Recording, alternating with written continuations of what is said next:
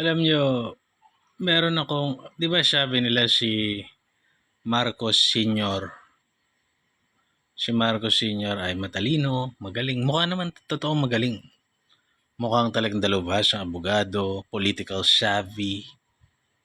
Talagang brilliant, mukhang brilliant. Kaya lang, ang nakikita ko kay Marcos Senior na hindi brilliant is matapos silang matanggal sa pwesto, pamilya niya yung kinilala sa kasaysayan na pinakamatinding corruption. Nasa Guinness World Records nga eh, hindi ba?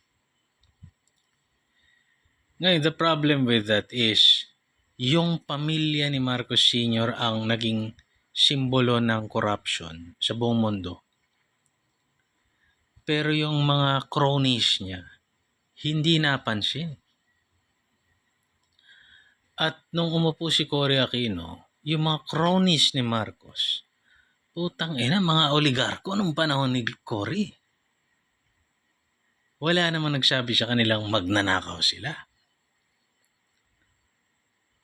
Paano naging brilliant si Marcos Sr.? Doon siya yung nadiin. Yung mga cronies niya, talagang naging mga halimaw na oligarko.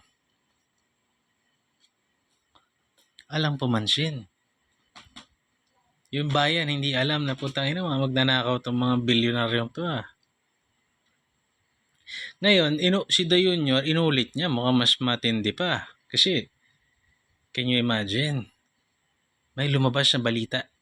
Balita ng, ano ba yun? Asia News. Isang news channel yun or website, na si De Junior ay kakasuhan. Ito, Asia Today. Kakasuhan daw yung pamilya niya ng laundering involving 350 tons of gold. Hindi lang ata 350 yan sa ibang news. Kay Maharlika parang mas malaki pa.